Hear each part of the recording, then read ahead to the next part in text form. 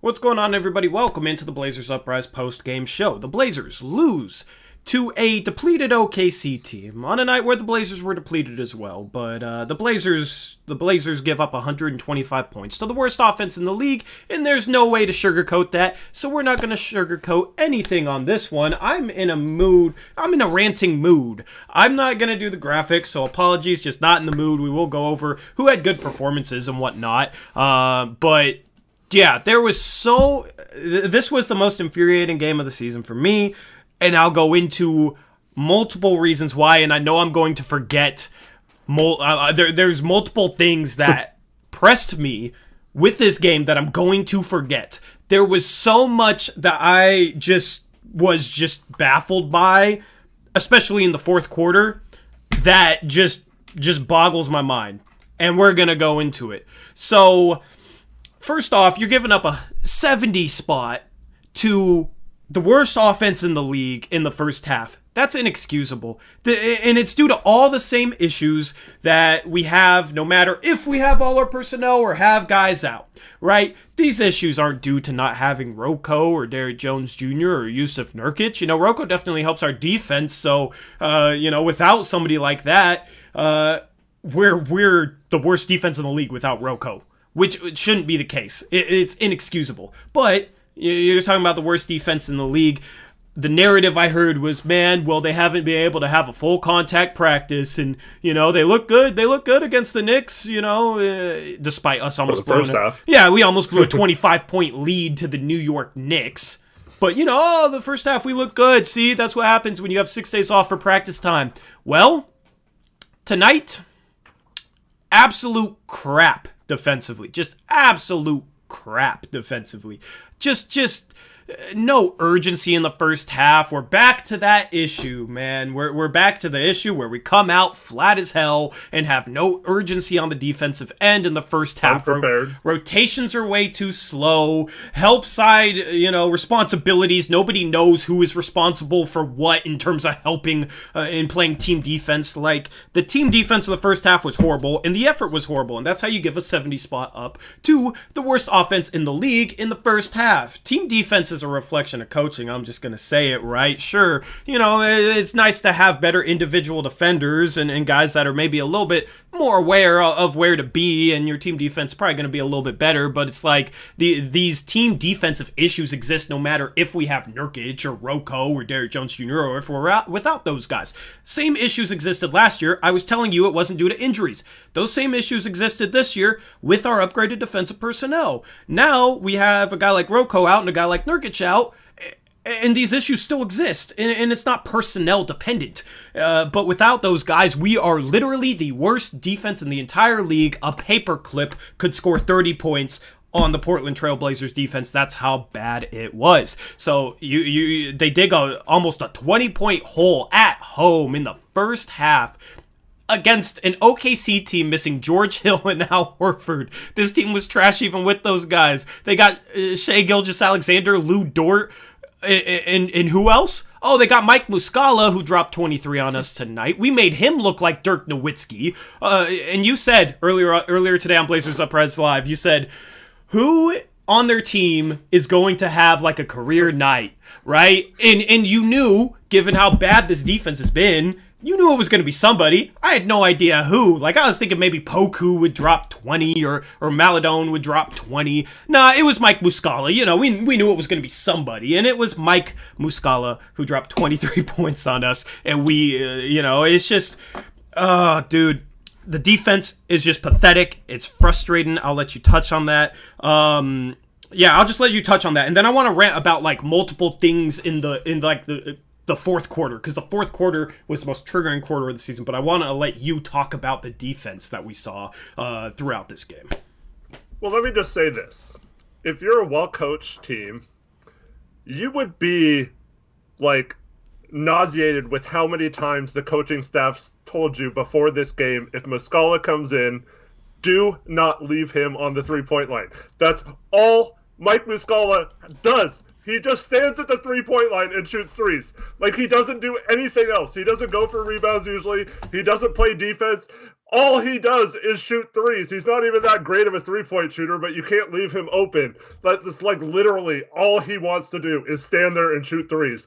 And though these guys need to be told, do not let him shoot threes. Do not let him stand there. Do not help off him. Do not overhelp off of him. Do not leave him wide open. And then he hits a couple threes. So you think, okay, maybe now they'll call a timeout and tell them, like, okay, let's not leave Muscala. But no, you just keep leaving him open the whole freaking half. And before you know it, we're down 17. And we don't freaking show up to a game that we thought we could just walk in and win easily because this team just looks at the other team's personnel and be like, oh, yeah, we got Dame. We can just come in and win. You know, like, we should have won this game with our defense, even with Dame struggling shooting the ball. Like, there is no excuse for not winning a game like this. We should have been able to easily shut them down. Gilgeous-Alexander didn't even really have that good of a game. I mean, he hit a few buckets in a row in the third quarter, or maybe it was early in the fourth quarter. But, like, other than that, he really didn't get going much. We let all their secondary guys kill us. And it was just simple, lazy mistakes time and time again. And a well-coached team would not make this many mistakes time after time after time again on defense. And it's time for Stotts to go, man. We cannot contend for a title with this guy as our coach. He is, I mean, you could maybe say at some point he was a really good coach for this team and what these players needed to develop, but it's past his time. He's got to go. Yep. I mean, and that's not based off one game. That's based off years of evidence that he doesn't really know how to coach this team defensively. I mean, I don't want to... I heard people throw out the injury excuse, and dude, we were a bottom 5 defense with Rocco, with Nurkic, with Derek Jones Jr., all three of those guys starting. We're still a bottom 5 defense, right? We have 3 above average defenders. I would say, you know, Dame, CJ, Derek Jones Jr., Rocco, and Nurkic, that is a above average defensive lineup. And still we're getting absolutely crushed because of these defensive issues that exist no matter who we have on the floor. It transcends personnel, but people don't actually know how to, they can't notice a lot of these issues, right? You have to actually, pay attention to off-ball defense instead of just watching the ball. You have to pay attention to certain things. Some people might not know whose responsibility it is to help, and some people are just too willing to just say, hey man, just a make or miss league, right? And you heard that from the broadcast, which is just annoys the hell out of me, dude. Right? You get Baisley shooting a wide open 3 without even a closeout. He has all day to line it up, and he makes it. And then Dame shoots like a contested step back 3 and misses it. And then you have Jordan Kent sitting here saying, well, that's just a perfect example of how it's a make or miss league. You know, Baisley made his and Dame missed his. It's like, are you... I'm so sick of the sugarcoating from the broadcast team. I know that they kind of have to do it, but it's just like, I don't know. I don't know how you can watch this defense and just sit here and say, man, they just made shots. They were like the worst 3-point shooting team in the league. It's not a coincidence that teams pop off from 3 against us. It's not just, hey man, we're just unlucky. Teams just always hit shots against us. I don't understand how people actually believe that it's just, oh, we're unlucky because teams just magically hit shots against us. It's nothing we're doing. So many people act like that. The media that covers this team acts like that. Terry Stotts acts like that. Damian Lillard acts like that. The whole organization acts like that. And I'm tired of it. You give open 3 after open 3 after open 3 up. I don't care if it's the worst 3-point shooting team in the NBA. They're going to knock them down because it's open 3s. Bro, you put me out there, I'll hit some of those 3s, right? You put a high school 3-point sniper out there, he'll hit some of these 3s. They're that open, man. It's not even like guys are sped up shooting them, you know? A lot of times, good defenses, they might give up an open 3, but they close out hard. They run guys off the line. They you know, and if guys shoot shots, they have a guy running at them. So many times today, guys caught the ball on the 3-point line, and we just sat there and watched and didn't even make an effort to, A, run them off the line, B, close out. And that's how you get Mike Muscala just catching the ball, just kind of like he can, you know, loosen up his shoulders, probably spin the ball, do like a routine, you know, take a dribble and shoot the ball, right? but then it's always, oh, well, other team just made shots, hats off to them. No, our defense is garbage. There's so many issues with our defense that aren't improving. I hear the time excuse thrown out time and time again, yet, oh, would you look at that? We had 6 days off in a row, and then this game was maybe our worst defensive performance of the year. It's not a time thing. It's not improving with time, and we saw that last year. The defense didn't improve. There's certain guys on the, it's the same boneheaded mistakes by the same players all throughout the year. It doesn't improve. It didn't improve last year. It hasn't improved this year, and it's not due to personnel. It's not due to them not having time. It's a coaching issue for me. Y'all can think what you want. It's a coaching issue for me. That is the one constant here. The one constant. There's two constants and they're correlated. Trash defense and the coach. Because even when we have better defensive personnel, it's still trash. Even when we have time, 6 days off, it's still trash. I had to mute after like the sixth time there. Jordan Kent said, "Oh, valiant effort considering they played last night and had guys injured and stuff." It's like, OKC had guys injured. OKC played last night too. Like, quit saying this is some valiant effort. Even with all those injuries, even after Derek Jones go down, we still had the better personnel and the better players in that game. There is no excuse for the defensive breakdowns, especially in the first half of this game. Like, there is no excuse for that. We came out flat. We had no game plan. We had no idea what we were doing. The team doesn't play together. It just, I mean, we had some incredible shooting performances from some guys other than Dame too, and it took those kind of Herculean efforts just to even stay in this game and keep it relatively close. There's just no excuse for not having a better defensive game plan. This should have been an easy team to shut down if you were on sync on offense. And I just don't get how we can't. We can't do anything to stop teams like OKC. Yeah, and I said with this personnel, offense isn't going to be the problem. We got guys that can step up. You get 26 off the bench from Anthony, who's looked great the past couple games. You get 22 from Gary Trent Jr. You get 22 from Carmelo. Enes Kanter has 7 offensive rebounds, 13 points, 22 rebounds total, right? Dame didn't shoot the ball too well, and you have some Blazer fans blaming Dame for this? Bro, we scored 122 points against the worst offense in the league. That should get the damn job done. The issue is defense. The issue wasn't offense in this game. The issue wasn't offense. We only had 8 turnovers. We didn't, only 17 assists. We had some stagnant periods, especially closing down the game in the fourth quarter. We just completely stagnated and settled for a bunch of contested threes and whatnot. I guess you could put some of that on Dame, but I'll touch on that in a second. But overall, it's a defensive issue. Dame's going to have games where he's 8 for 23, but you had guys step up and replace that production with Carmelo, Trent, and Simons. So the offense isn't the issue. You give up 125 points to the worst offense in the league. I don't want to hear anything about our offense. It's about our defense, and it's always been about our defense. All year, this year, last year, we were the 3rd-ranked offense in the league despite all the injuries, right?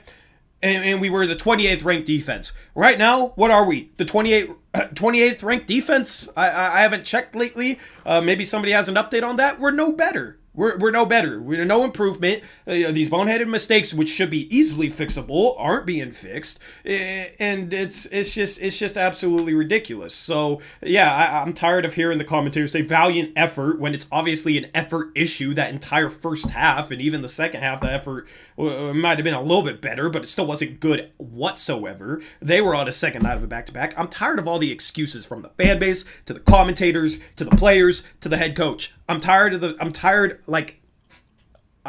not to cuss. I'm tired of the damn excuses, man. It's so frustrating. If they play a game like this and come out and say, that's unacceptable, we need to do better defensively, I'll be like, okay, thank you. At least you realize that giving up 125 points to the worst offense in the league is unacceptable. But watch, just wait for these post-game news conferences. I don't think you'll hear that. I think it's tough. We're missing guys. Second night of a back-to-back. They made some shots, and we just didn't get it done down the stretch. That's what this team is going to say. That's the crap you're going to hear. Well, the halftime interview, I think it was John McCullough, one of the assistants said, the defense was inexcusable, and we need to have more accountability on that. And it's like, okay, that should have been a point you've hit home since, before last season even, let alone at halftime of a regular season game. But I guess Stotts did criticize the defense in the post game. But I want to hear him say what the issues are. Like, specifically, what did we struggle with? Because he never breaks it down, man. And nobody asks him for, like, specific issues. Like, where do you guys have to get better? What specifically was the issue? Your guys' team defense doesn't seem to be cohesive whatsoever. What do you think is the issue there? I want to hear it. So we'll react to his post game conference. Let me thank the donos real quick because I didn't see him. I'm kind of tunnel visioned. Ryan Adams, $10 donation. Thank you, man. He says no excuse whatsoever. When on defense, we look as if we're a kids league, not even knowing what to do. Most of the team is average or above average in the field goal or 3-point percentage. No excuse for the bad shots. I agree. Deshaun Paul, $5 donation. He says I'm impressed how you guys do this without cursing. I was screaming at the top of my lungs, and I've debated just like saying screw it for a stream. But I mean, it just I was cursing watching that game, that's for sure, man. That was extremely frustrating. Extremely frustrating. So you let the Thunder shoot 45% from 3, knock down 18. We might be the worst 3-point defense in the league. It's just these issues aren't getting any better, and that's why I think you need a different coach at the helm. For anybody who asks me, who do you want? I don't care. Just somebody that has a clue about defense. Blazers go. I don't know. Maybe it's Nate Tibbetts. I'll take anyone. I will take anyone, bro. Like at this point, I wouldn't care if they fired Dame, or I wouldn't care if they fired Stotts for Jim frickin' Boylan. Like, at least Jim Boylan will hold these players accountable on the defensive end. You know what I mean? Like, I don't want Jim Boylan. He's a terrible coach. But it's like, you have all these defensive mistakes, and they're enabled. They're not held accountable. They're not improved. You have a full month where they don't have one full contact practice. I know the schedule's jam-packed and whatnot, but to not have one full contact practice in a whole entire month is ridiculous to me. It's just silly. And I haven't even gotten into a lot of the crap in the fourth quarter. So yeah, I mean, it's just super frustrating game. Most frustrating game of the season. I'm very displeased because I know they're depleted, but we were by far the more talented lineup on the court tonight, and we just completely botched a game we should have won. Shout out to Jackson, became a starter member. Thank you, man. Shout out my guy Jackson. Just super frustrating game. And you knew they were going to come back and make it close, and that almost made it more frustrating, because we have to expend all that energy, and that's when being shorthanded does come into play, when you have to use all this energy to make a comeback. And then, it's also frustrating too, like, Simons hits a couple threes in a row, and then, like, I don't think he got a three the rest of the game. That's the next thing I wanted to touch on. Like 5 or 10 minutes later, like... It's just so frustrating. The dude is on fire. He hits like 4 threes in a row, right? And then he can't, like 9:41, he made a 27-foot three-pointer. I'm looking at the play-by-play here. That was that step back, right? And I don't think he ever subbed out, did he? During the rest of that quarter? I don't think he might have for like a 2-minute span, but he was in at least the majority of that fourth quarter. Bro, he didn't get another shot until 2 minutes left. You're talking about a guy on fire. You got Dame and Carmelo out there. The defenses respect those guys. Gary Trent Jr. is you got to guard him. And you're telling me you can't get a guy who's absolutely on fire a shot?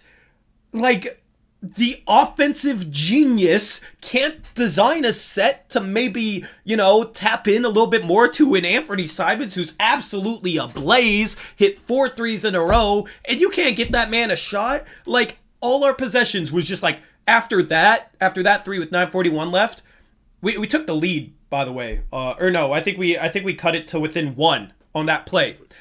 Then they stretched out the lead and we couldn't recover. And it coincided with us just all of a sudden we just start isolating Melo.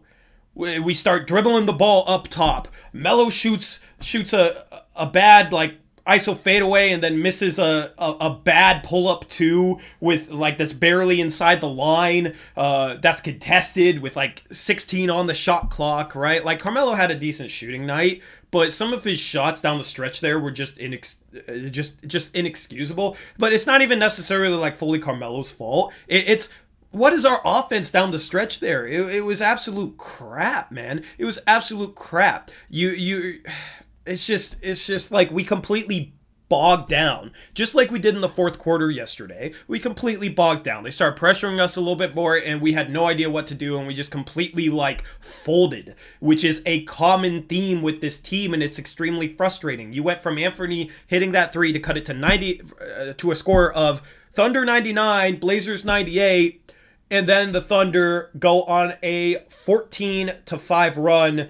And they get up being like 21-9 run at one point. Yeah, like they just go on this huge run. Terry doesn't call a timeout during this whatsoever, even though we look all sorts of out of shape on both ends of the floor. But what's Terry gonna do? Call a timeout and make an adjustment? Yeah, right. Well, the dude doesn't do that. It's just that whole like stretch was just infuriating. Well, as several people, including LV and one other person, Isaac, point out that so Stotts in this game, a couple times when we went on a run, we're in the middle of like a hot streak, he calls a timeout and like stunts our momentum. And then it takes like us going down 10 to 12 points for him to call a timeout before like realizing that he could stunt the other team's momentum a little bit. It's so frustrating. Like he I mean, I don't know if that's like something you can blame him for, or like a skill set that a coach needs to have or something. But like his inability to call timeouts at the right moments seems really bad in his case. And a little bit might just be because I hate him, but like not hate, but you know what I mean. You hate him as a coach. Obviously, it's nothing personal, but it's just it's just like. It's even more inexcusable when it's not like, oh, the other team's playing great and hitting contested shots and that's why they're on a run. No, like, a big reason why they were on a run is because we were getting horrible shots and then we were playing horrible defense. Like, we looked absolutely trash there during that fourth quarter when they stretched out that lead, man. We could not get a good shot. And, you had Dame missing some, like, slightly contested pull-up 28 foot 3-point shots, right? And you can say, oh, well, Dame, normally makes one or two of those, and maybe we win the game if he makes it. But, bro, like, he was cold tonight, and that's what we're relying on. Like, against a team that's not good, we're going to have to rely on Dame hitting 28-foot pull-up threes when you do have a guy who was hot and you can't even get him an open three, even though if you run some sets and you run some action for him, you could probably get him an open three. And beyond that, Anthony looked good driving the lane. He had that super nice left-handed dunk. He had a nice flip shot late. Like, if he was getting ran off the three-point line, he was going to make stuff happen going downhill towards the rim. But it's just like, okay, well, we're going to stick him off the ball and we're going to isolate Melo. Melo shoots a turnaround fadeaway contested with time, still a decent amount of time left on the shot clock. And then you have Melo shooting a terrible transition, one dribble inside the line, contested pull-up two. And then you have Dame shooting these contested 28-footers. It's like, where's the structure? Where are the sets? Why don't we have sets to exploit somebody who has the hot hand, especially when Dame is cold? You have somebody stepping up for Dame and Anthony, but we can't get him a damn shot. He shot one shot from 9:41 left in the fourth to about 2:18 left in the fourth. So you're talking about 7.5 minutes where he was on fire and you only get him one shot. That's just inexcusable to me. Some people might be fine with that. That's inexcusable to me, though. Well, if he was playing against us, we would have continued to leave him open and he would have had like 60 points. So. Shout out Mike B, $5 donation. That's 2 rookie head coaches who have come out with a better game plan than Stotts. If that doesn't say something, I don't know what does. And that's, that's a great point. And that's for all the people that want to sit there and say, yeah, well, if you go out and bring a new coach, that automatically means you're tanking. Well, I don't know about you guys, but the defense we played tonight looked like the defense of a tanking team that doesn't really care. So, yeah, appreciate the donation, Mike B. Go ahead. And this is why I hate that question. I guarantee you, anyone who asked that question had never heard of Nate Bjorken or whatever his name is. And I honestly, I heard the coach's name like 3 times tonight. I still don't even remember what his freaking name is. His last name is like Diagonal or something. I don't know. It's like. Like, these guys are people that no one would ever in a million years, like, you could name 100 names that you want to replace Stotts, and no one would ever say these guys.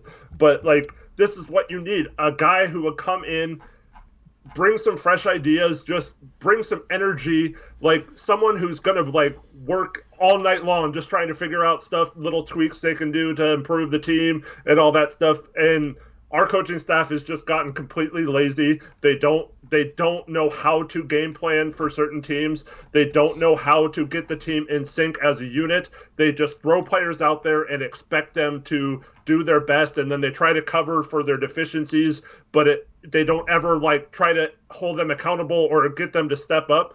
Because this is something like Steve Kerr, when he went to Golden State, the first thing he did was call Stephen Curry and say, look, man, I know you've been kind of like let off the hook for defense in the past, but I need you to be a good defender, and I'm going to hold you accountable on that end. And I can't hide you like you've been hidden all these games. You have to be a bigger part of this defense, or we're never going to get to where we want to be. And until we have a coaching staff that treats our team the same way, it's never going to get better. We just do not care. We're lazy. It's a reflection of how prepared this team is. Like I said, I don't even feel like they had a scouting report on this team, because you play to like every team we play right into like their strengths, and you let them get comfortable, and then you don't do anything to get them out of their comfort zone.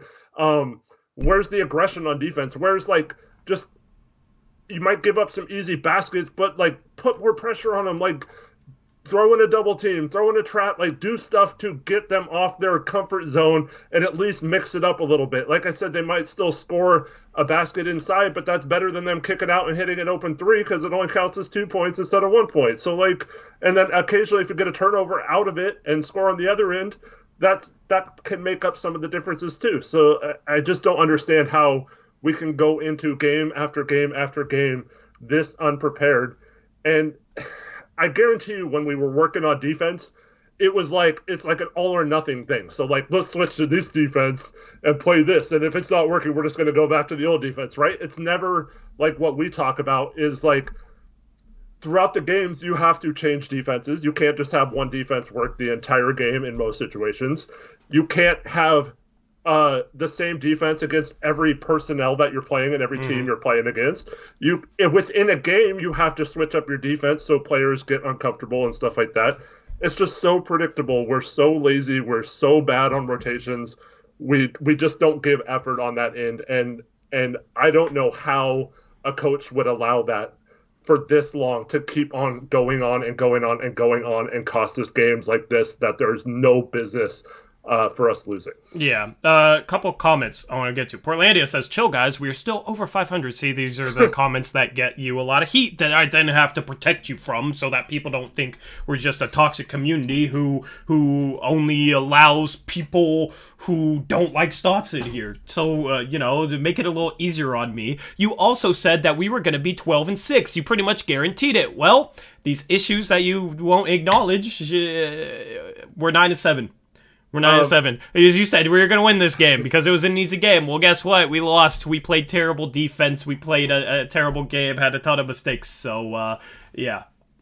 And no offense to Portlandia, but earlier he blamed this game on Dame missing free throws that he normally makes. Dame was 7 of 8 from the line and had just finished making 66 in a row. He missed one free throw. He missed one free throw. And earlier he was like, Dame just missed free throws. If he makes them, we win this game or whatever. It's like, dude, okay.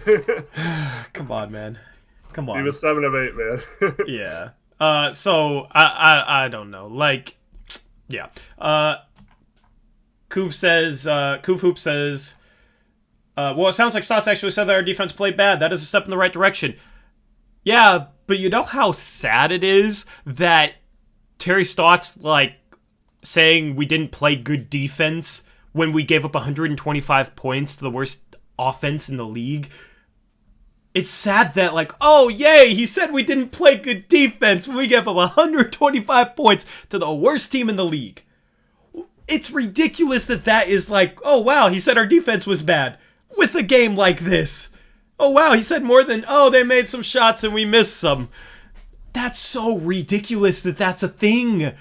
That's just ridiculous, man. Okay. Sorry to cut you off, but yeah, go ahead. I want to address Portlandia real quick. He says, as long as you don't have to play the Lakers, I will be happy. You just said we are one of the top 5 teams in the league still, even after tonight. Don't give me this crap that if we're the 7th seed and play the Clippers as the 2nd seed, that we will be fine because we can win that matchup. You think we are a good team. If we are not a top 5 seed, then the coaching or something is wrong. So I want you to tell me why we are not playing as an elite team if you think we are. And second of all, to this guy, let me get your name right, man, Sean McCartney. He says, we are actually perpetuating a S fan culture. You know that, right? Okay, so it's a hate-a-thon every week. Okay, I just want to ask a question. What are we wrong about? What are we wrong about? Yeah, come on, my guy. I'm willing to have a conversation too. You know, that's kind of a toxic comment, and if anything, you're the most toxic person in here. We are calling out the team's issues and holding them accountable for it. That's literally all we're doing, my guy. If you can get a hold of NBC Sports Northwest, they have this great show afterwards that sugarcoats everything. It's called Blazers Outsiders. That's probably for you. That's more in your lane. Seriously, if you want to discuss what we're saying is not true, let us know. Like, what we're saying doesn't apply. If you disagree with anything Tori or I have ranted about in this episode, we're mad as fans that this is allowed to go on game after game, year after year. And until it's addressed, we're going to continue to rant about it. I'm sorry if you don't like that. If you don't like it, I want you to like the show, but I mean, if it's not for you, man, I'm sorry. We're not perpetuating anything. We are critical of the team. We are one of the few 2 people who have been on this from the beginning of this channel. We have been talking about the issues we have. This isn't based on one game or anything like that. We break down very clearly the issues we see and why we feel the way we do.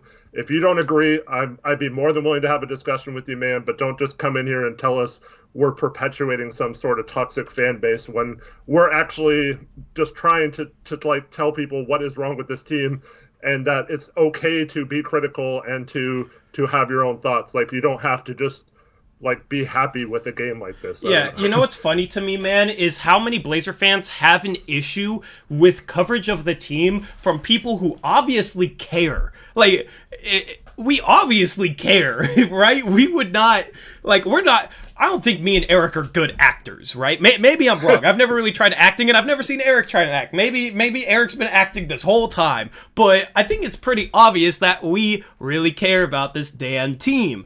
So yeah, we're frustrated, but we don't like, our rants aren't legitimate, you know what I mean? Or aren't illegitimate. Everything we say, I think, is legitimate, you know? We get frustrated and rant a little bit, but I feel like we're spot on with anything. You can disagree with that. You're perfectly entitled to that opinion. Perfectly entitled. And anybody who comes in here and is like, oh my goodness, these guys are so blah, blah, blah, it's, you know, personal, what? We can have a discussion.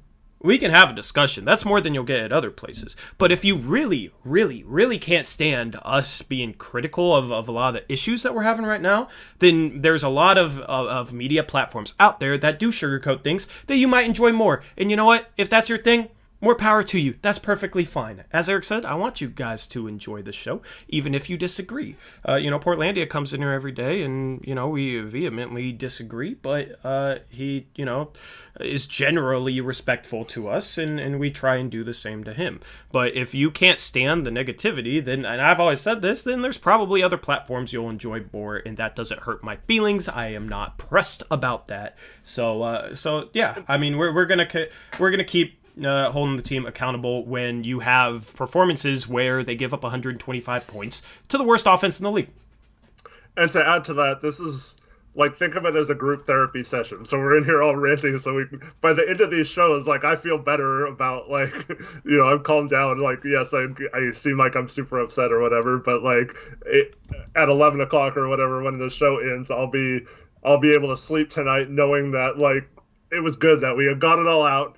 We let out our frustrations and all that stuff. I don't think, especially with society the way it is today, it is negative at all to share your feelings and to be open about how you're feeling.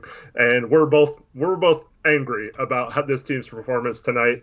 And this is, like I said, been something that we've noticed the same problems that perpetuate this kind of play and unpreparedness by their coaching staff. And until something changes, like Torrey at the beginning of the season actually was super on board with Stotts, like hopefully changing things and was willing to give him a chance and to do those kind of things. So it's not like he came into the season super biased. I was a little less optimistic about him, about things than he was, but Torrey like legitimately wanted to see if Stotts could do it, and he obviously proved that he can't. I don't know. It's just like we're I mean, maybe a little over the top, but like we're not just sitting here yelling or ranting because we want to be those guys who get mad and rile up the fan base and stuff like that. We're not on here saying go on Twitter and everyone hashtag fire Stotts right now, get it trending on Twitter. I never even push that stuff. That's other people. And I want Stotts gone, but it's not something where I'm like trying to lead some like massive social media campaign directly against Stotts. So yeah, I mean.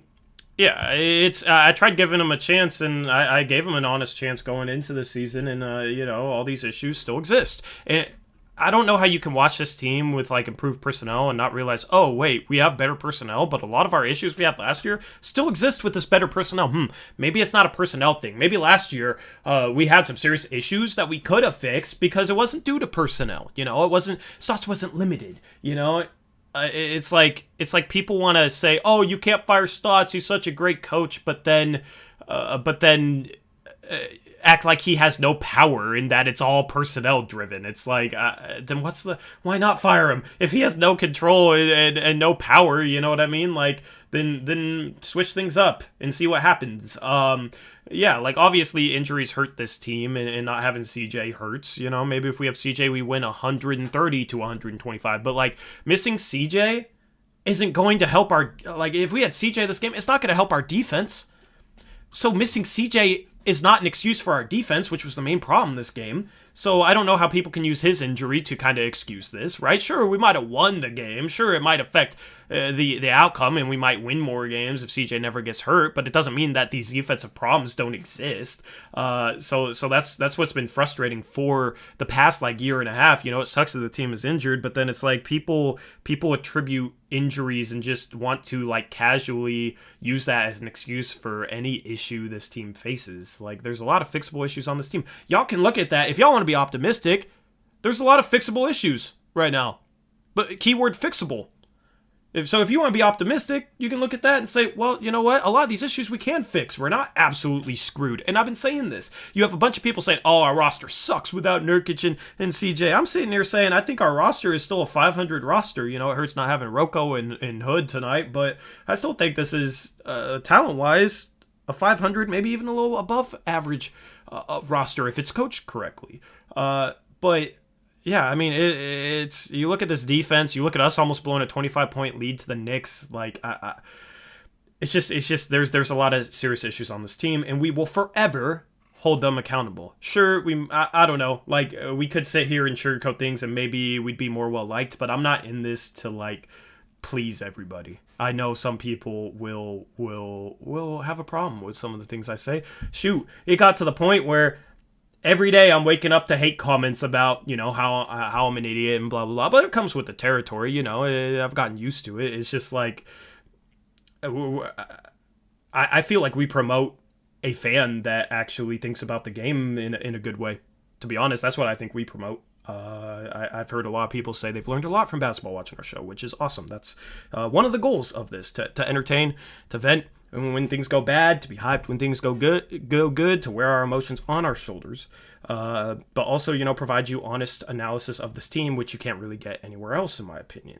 So anyway, appreciate all you guys that do roll with us and support us and defend us and all of that. So yeah, you're the community behind us is awesome. I love the community. I love all you guys. That sounds cliche and stuff, but it's gets a little frustrating. Wake it up to hate comments, but then I remember, oh wait, there's a lot of people out there that do like what I do and do support this thing. So that makes it easy to kind of just ignore all the crap out there.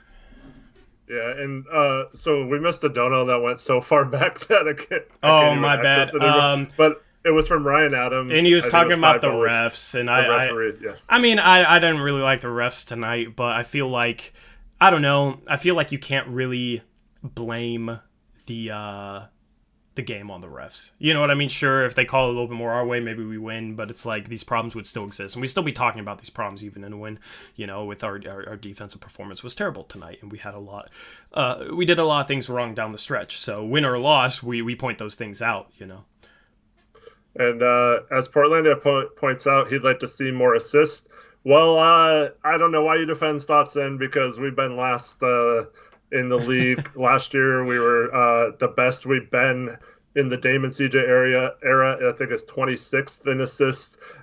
We had 17 tonight, which is another inexcusable thing, especially when a defense is selling out to stop Dame. There should be no excuse for not moving the ball better. So yeah, I think we agree on that. I want more assists and ball movement too. Yep. Yeah, completely agree. But with this that's team, the problem. Our offense is too reliant on players that have to create their own shots. There's no creativity to get guys open. We've been saying this for a while. Like, instead of just going down and posting up Melo, why not start him on the opposite side and have him come across the screen, across the lane from a screen from Cantor or something, where he's getting the ball about 8 to 10 feet from the hoop. There was like 3 or 4 times where he got the ball, he was almost at the 3-point line trying to post up because he had gotten pushed so far out.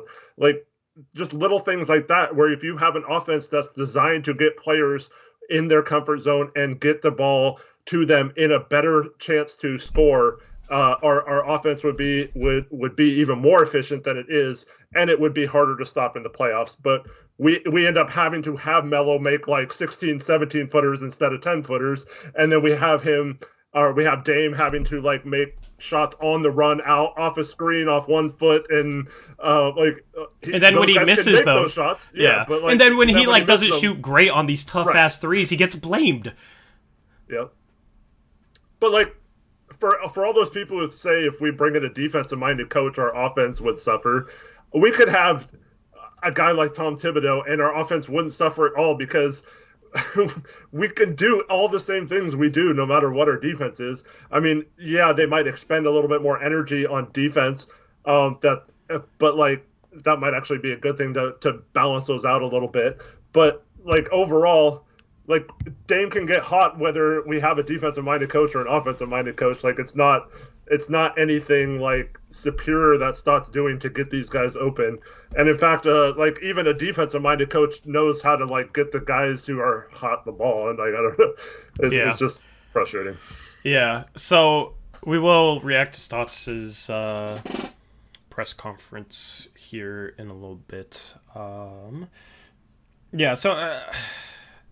I don't know. I know there's like things too that frustrated me in this game that I'm forgetting. I need to start writing notes while I watch. But yeah, man, it's just I don't know. I mean, the issue with Tibbs is that he kind of plays his players into the ground, but it's like you got Dame. Dame averaged 37.5 minutes a game last year. Tibbs doesn't really plays players more than that. Like Dame got ran into the ground last year, he'll get ran into the ground this year. Here's the thing, Dame would play less if our defense was better, because we would have more leeway to rest him. But when our defense is this bad, you can't afford to really take Dame out of games for long stretches. So that's the thing. It's like, it is kind of frustrating because like this is a bad OKC team. If we play a good defensive game, we win this game by 15 points. And Dame only asked to play 34, 35 minutes. Instead, how much did Dame play today? Dame played 39 minutes. 39 minutes. Mm-hmm. So let me just address one thing Crush says. He says assists are pretty much a pointless stat like RBIs in baseball, completely reliant on your teammate, and only in some situations does the pass actually affect the shot or lead the score. So just for the record, let's take last year, for example. There are stats that show how many passes you make in a game, how many passes you make in a possession, how many potential assists you have if everyone made every shot that you passed it to, what the percentages of your possessions that you actually share the ball versus, go ISO and do that kind of stuff. The Blazers last year were dead last in every single one of those categories. So don't give me this crap about like people just didn't make shots or you have to have you have to have the personnel to make a shot off a nice Dame pass or whatever. Yes, the passer can do things like put it right in the shooting pocket, have him ready to shoot.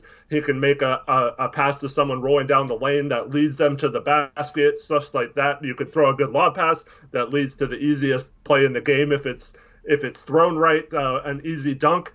We're bad at all those things. So like this isn't something that like we're passing the ball so well. It's just people just don't make the shots. And if they just would hit a couple more threes, we would shoot up the assist ranks or whatever. It's not. It's mostly based on pick and roll and ISO situations that we're getting our shots throughout the offense. And until that changes, we're going to see the problems we have in the playoffs where teams just double team Dame the entire game and there's not much we can do about it.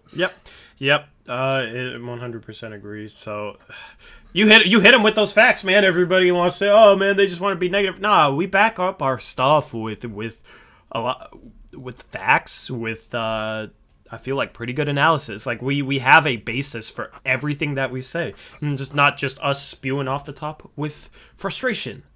We are frustrated, but all our points are ground in they're based on something. They're based on something legitimate. So yeah, I mean that's a great point.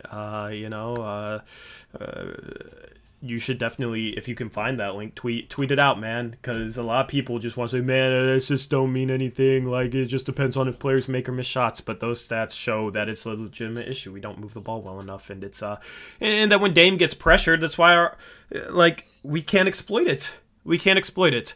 And people want to say, oh, it's due to personnel. I don't agree. We've had so many different types of personnel in the Dame and CJ era. We have a good passing center. CJ is a decent passing two-guard. Dame's a solid passer. Like, Rocco is a smart passer. So there's no reason we should be last in the league in terms of ball movement. So, yeah, that's the thing. It's just frustrating. So I don't know what else frustrated you from this one. Is there?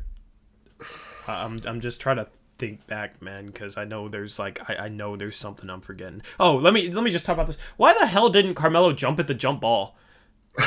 I don't know. The hell was that, man? It was like he got surprised it got thrown when it did or something, but yeah. You gotta be ready. It's a jump ball. Like, just be ready. You just pay attention. You know what I mean? Like, Block Boy, I know that's your guy, but please tell me why Melo didn't jump at that jump ball.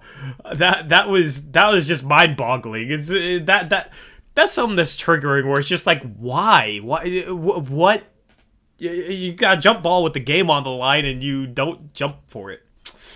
And yeah, I mean, maybe we could come back and won that game with some of the shots that Dame was hitting. But this game was also more frustrating because you wasted a really good Anthony Simons performance.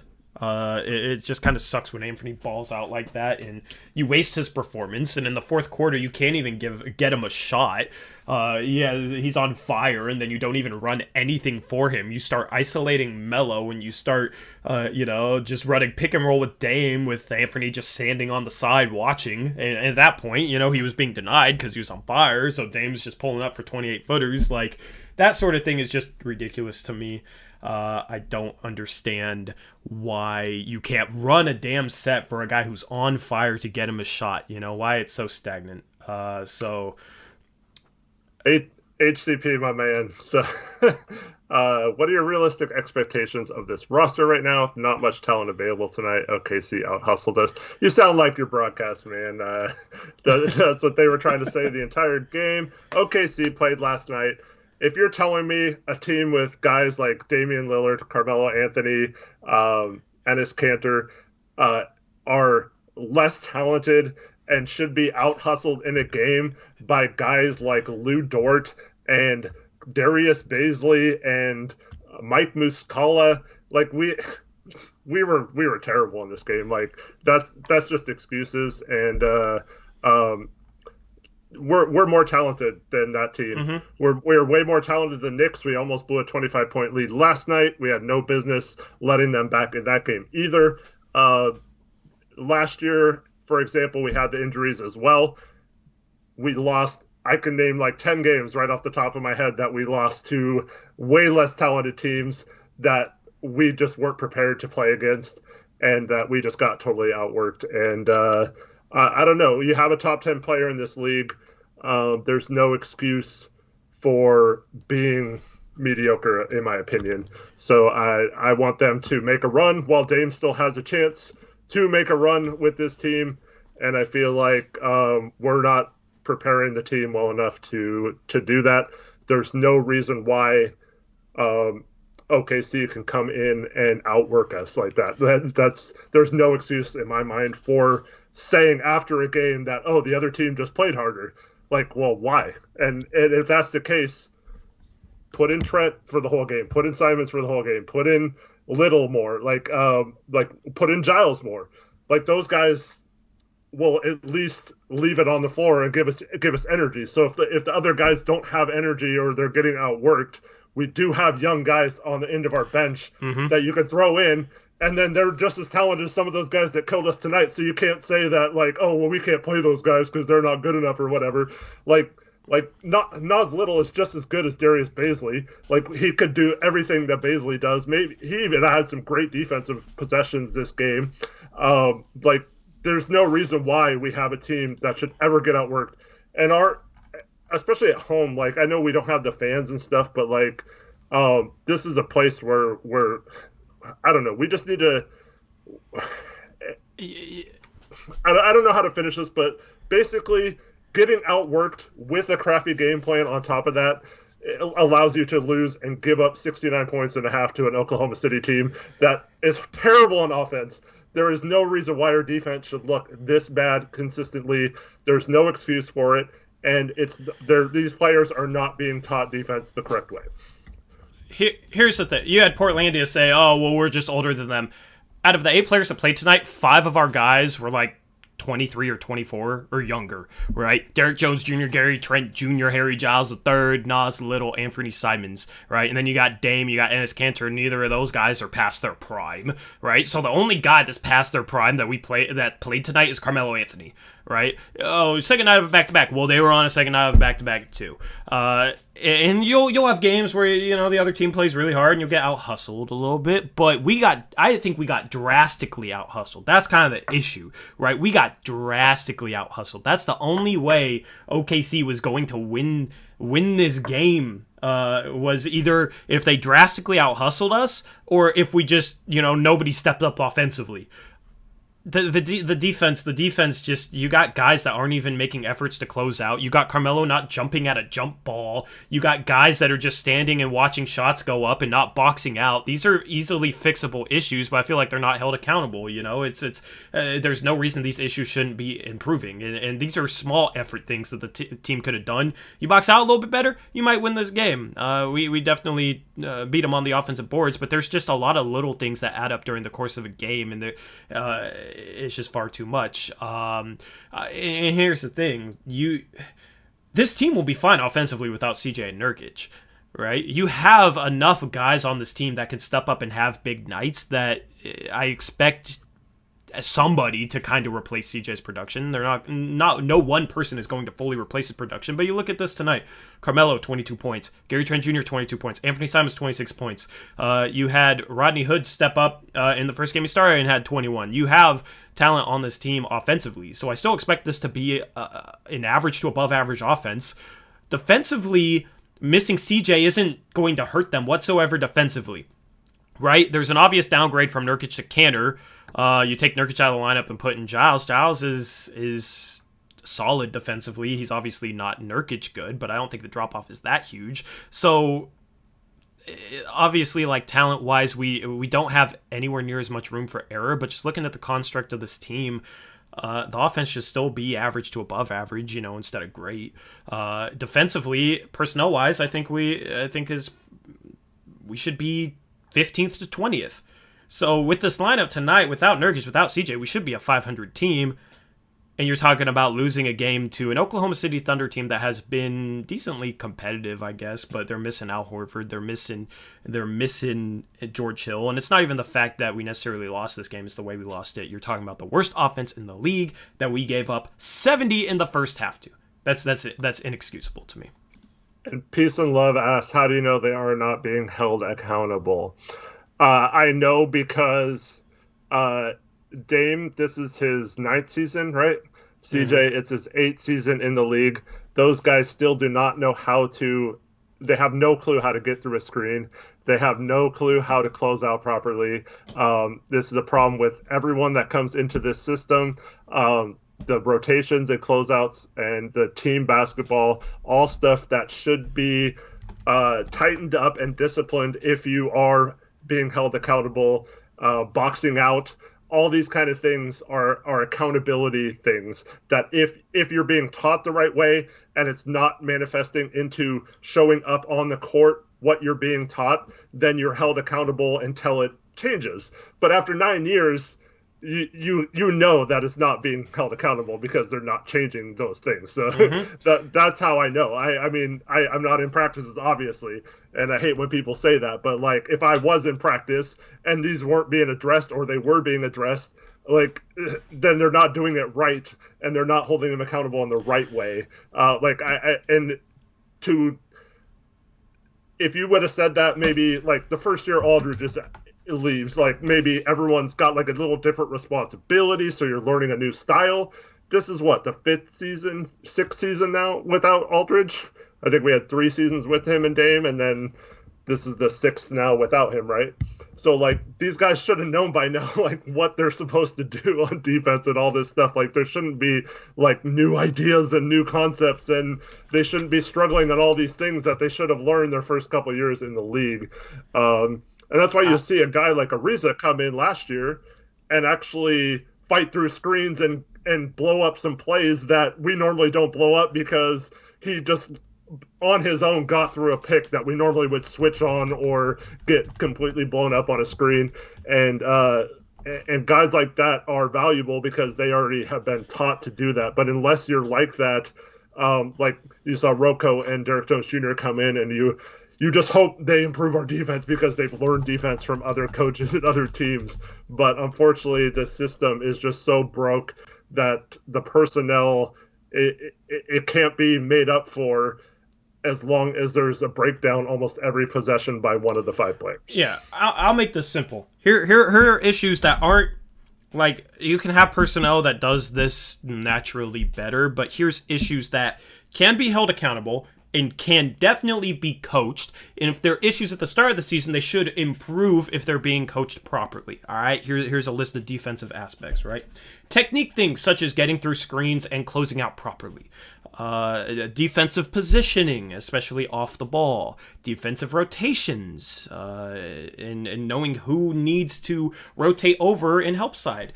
Scrambling out of defensive rotations, if there's a skip pass after somebody helps to the weak side, knowing, who should rotate out, and the closeout thing plays a factor in that, if you have to rotate back out to a skip pass, you need to be able to close out well, right? So, defensive communication can be held more accountable, and every player in the NBA can communicate. They can talk. There's nobody in this league that doesn't have the ability to talk, right? So those are just 5 aspects where this team struggles with. And you don't have great, like, individual defenders, but it doesn't matter, like, in terms of if it should improve, right?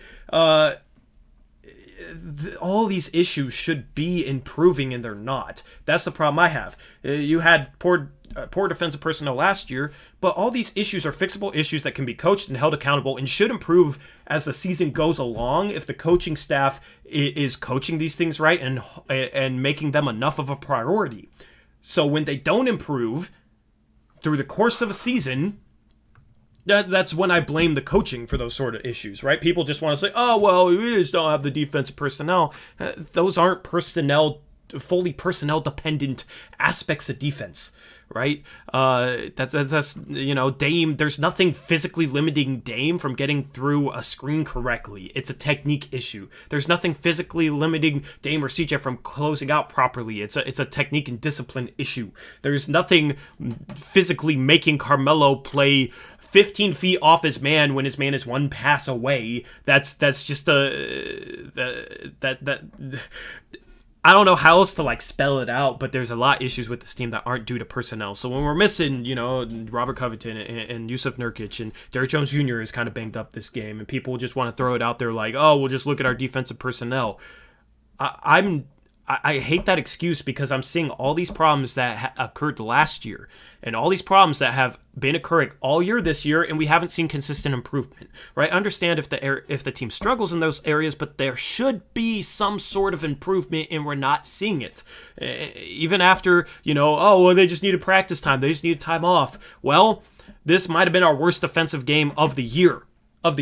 Right? It's not like, oh, Steph Curry dropping 62 on us where Steph Curry is just going insane. No, we're talking about the worst offense in the league, giving up 125 to him because of all these issues. So that is where it's a coaching thing for me and not a personnel thing. And I don't know how you can just say that is fully a personnel thing and that the coaching staff can't help the team improve their defensive positioning or their rotations or their technique in through screens or their closeouts or stuff like that.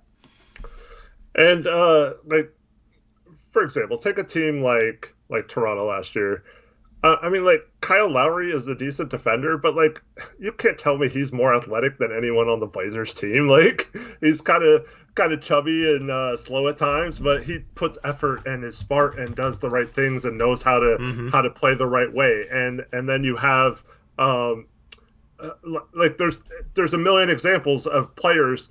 I can sit here and name all the good defending players like an Avery Bradley or Patrick Beverly. Those guys just play defense. They're not athletically gifted enough to play defense. They just want it more. They want to be good defenders. And that's what we heard this offseason. And that's the other reason why I know there was no accountability, because I heard Dame say there hasn't been. But those guys hold themselves accountable, and they know how to play. They don't come into a season saying, oh, you know what, we're going to really try this year on defense. This year is going to be different, and then give the crap effort they gave on defense tonight, Yeah. There's no excuse for that. Peace and Love says, so to hold them accountable, do you suspend a player, yell at them, make them run suicides, reduce their playing time? Have you ever played organized basketball? If you honestly don't know how coaches can hold players accountable, then I don't blame you necessarily. It's just kind of surprising that, I don't know, film room, pointing things out in a film room during a timeout, calling it out in a timeout, saying, Dame, you're not getting through screens properly. You need to position yourself this way to get through the screen better. Or, Dame, you shouldn't be going over a screen on Ricky Rubio 30 feet away from the rim. Go under on him. Or there's just communication. You don't have to run a player to death to hold them accountable for their defense. You don't need to suspend them to hold them accountable for their defense. That comment doesn't really... Yeah, okay. If it's an honest question, that's the stuff you gotta do. That's the stuff you gotta do, right? If somebody makes a big defensive mistake and has a big defensive letdown and just and we've had a series of defensive mistakes, call a timeout and address it in the timeout.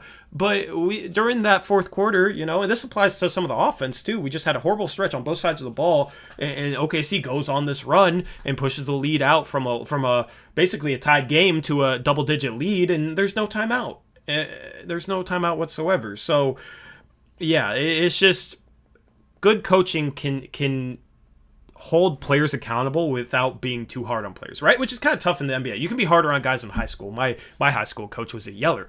I honestly kind of liked it. I kind of liked that my high school coach would just go off, man, if you weren't given effort or you were just, making boneheaded defensive mistakes. In college, you can be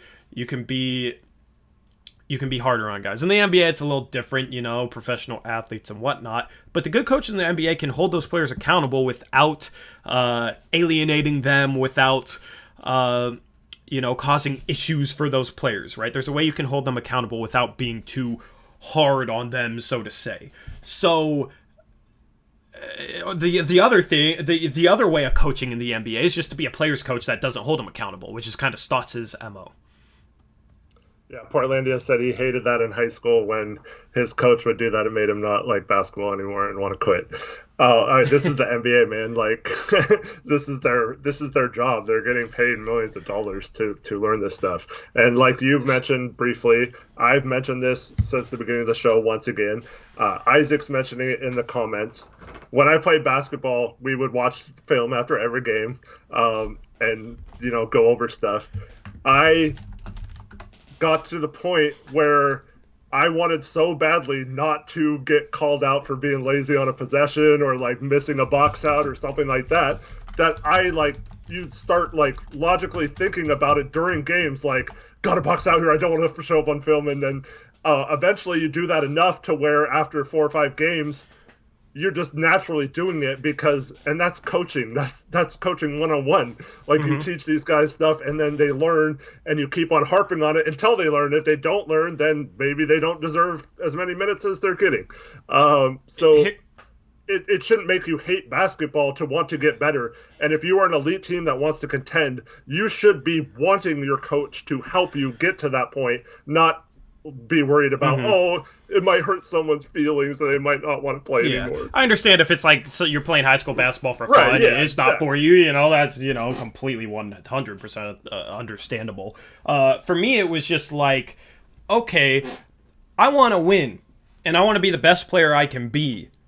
My coach is being hard on me and getting on my ass because he wants to win and he wants me to be the best player I can be, not only for myself, but for the team, right? So our motivation is identical, right? I want to win. I want to be a great player. So I want to get, called out if I'm doing something wrong and criticized if I'm doing something wrong. If you're given, if I was out there giving poor effort and wasn't mentally in the game, I'd get chewed out.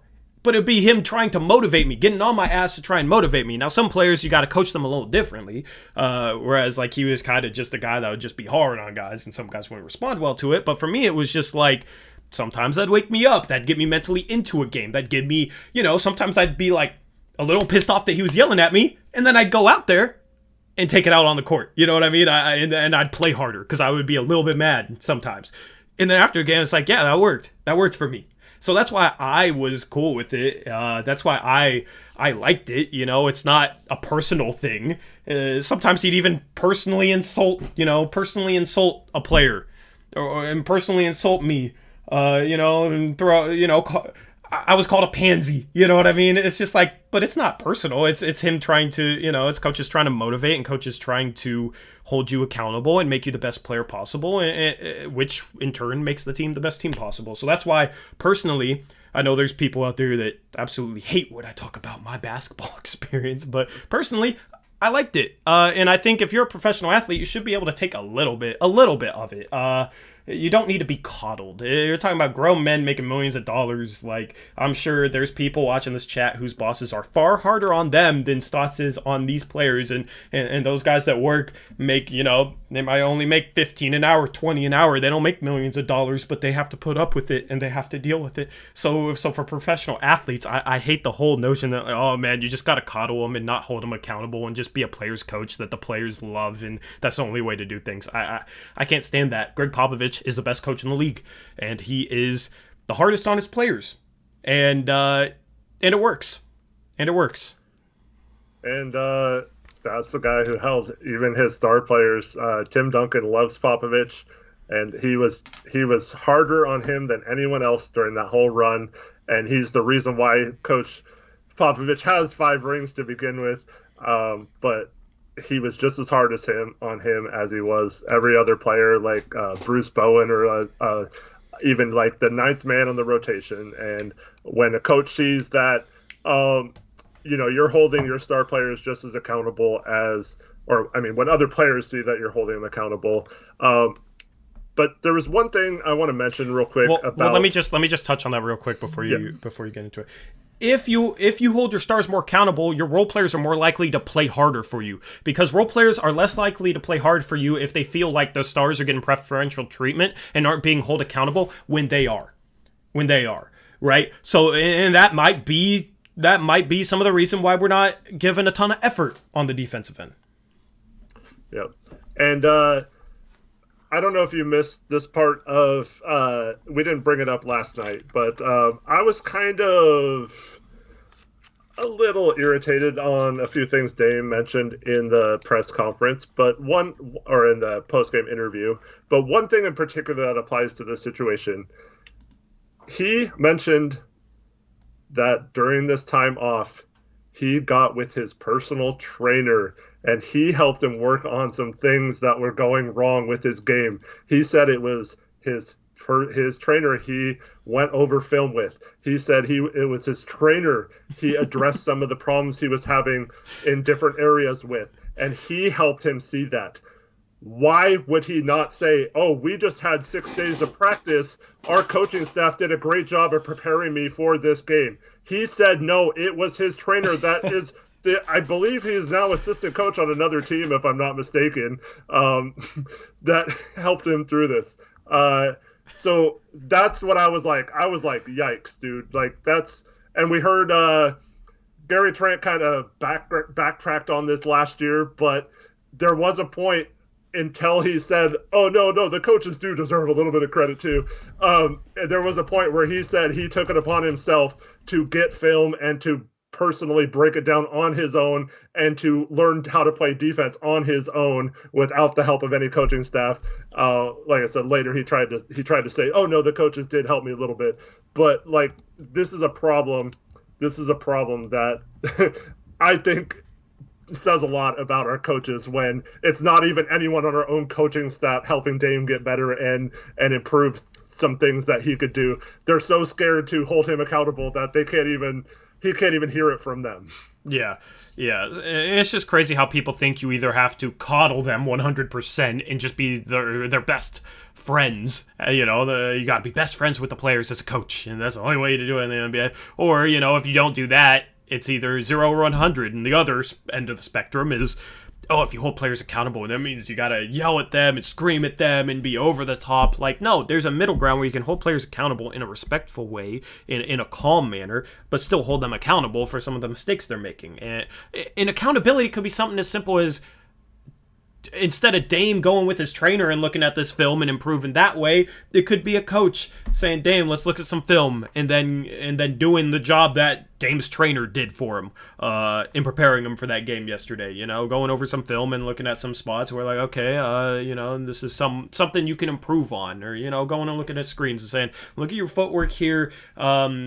You would have an easier time getting through screens if you positioned your in a little bit different way, and then you take it out onto the practice court and you make it a point of emphasis, in a full contact practice, which they haven't had many, but or it could be something as simple as you don't even have to have a full contact practice. You can drill footwork on getting through screens and that type of thing. You could take them out on the court and just kind of run some reps like that, and just kind of fix those things up. That's holding a player accountable in a very respectful way. I don't think any player in the NBA would respond poorly to that, because if an NBA player would respond poorly to that, I don't think they would be in the NBA in the first place. They wouldn't have been able to get good enough to be in the NBA in the first place. You know what I mean? Sure, you have some naturally talented guys, I guess, but most of the time to get to the NBA, you have to be honest with yourself and kind of focus on areas where you need to improve. And that's literally all that is, all that would be with the coaching staff, holding a player accountable, so to say. And, this is kind of a sad subject, but, tomorrow's the anniversary of Kobe's death. But we always hear about that Mamba mentality, mm-hmm. right? It's not Mamba mentality to be like, oh, the coach made fun of me, or like or like got mad at me. Like, you think Kobe would do that? No, he would show up like an hour early to practice and make sure he locked in whatever that coach was saying was bad about him, or was what he was doing wrong. He would make sure he corrected that and that it wasn't an issue moving forward. And I hear players all the time talking about having that Mamba mentality. So like, you need to show that, and you need to be willing to learn and do those kind of things. And if you can't be coached by your coaching staff that you stuck up for, like considering Damian is the reason why Stott still has a job here, because he personally vouched for him after the Pelican series and told them not to fire him. So like, now you can't then be like, oh, this guy's too hard on me or whatever. Like, yeah, you got to want to be elite if you want to be elite. And if you just want to make the playoffs, if that's your goal, then fine. Just keep doing what you're doing. You're never going to win a championship. You're never going to compete for a championship. But if you ask Damian Lillard, would he rather do what it took to win a championship, even if that meant holding him more accountable, or would you rather just be able to do whatever you want and maybe, you know, make the 7th or 6th seed and be a nice little story about always making the playoffs and, oh, we got our 11-year in a row in the playoffs, even though you've only made one Western Conference Finals and stuff like that. I guarantee you he would want the chance at a title and to compete, and I just don't feel like our coaching staff will ever get him to it. Yep, 100% agree. So let's react to the Stotts interview. Westbrook, if you could post that link again. I can't. Chat's been popping off, so let me see if I can find it.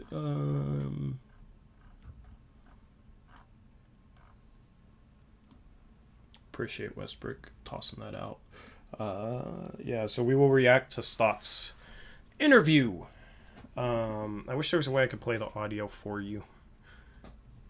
I'll just listen on that. Yeah.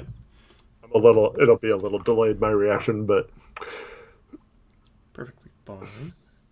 Just waiting for Westbrook to clutch up, which we're waiting on a guy named Westbrook to be clutch. That's not very reliable, but you know, he came through this time. Especially the guy with Stotts and Westbrook in his name. Appreciate it. Westbrook.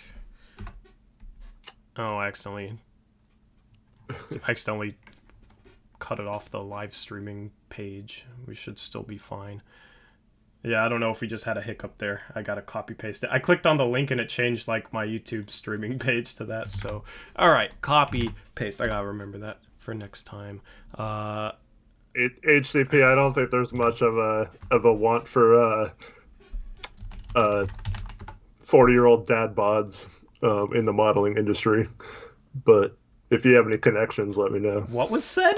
He asked if I ever considered being a male model. I know he's just messing with me. But. Yeah, man, you obviously don't know basketball. That might be more your speed, bro. Oh no, don't be like that. But yeah, I don't know how I could compete with you if you wanted that position. Okay, yeah, this is getting a little weird. We're just going to... I'm going to pull up this interview as fast as possible. The link, for some reason, didn't work when I copy-pasted it. I don't know why.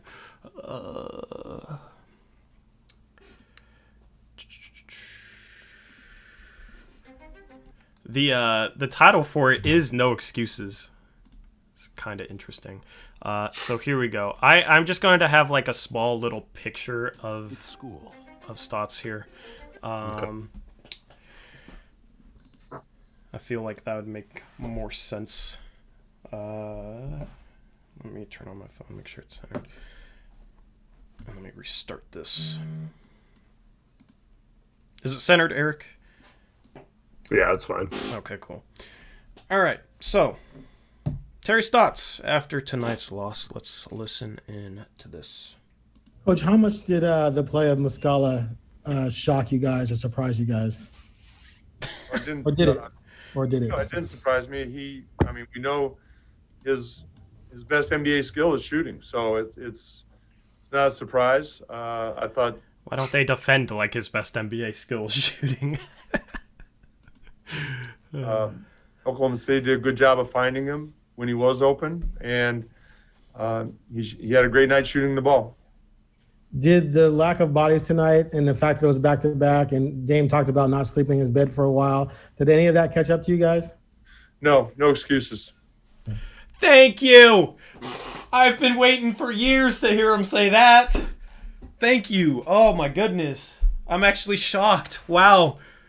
Props to Stotts, man. He said no excuses. Let's go. Yay.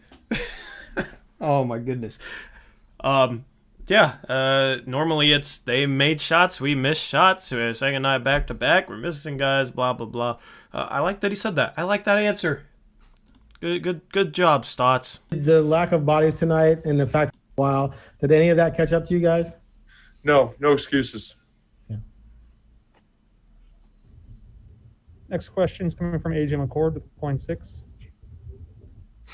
Coach, no Rodney Hood tonight. Was there something else going on there? I know at one point he was on a minutes restriction.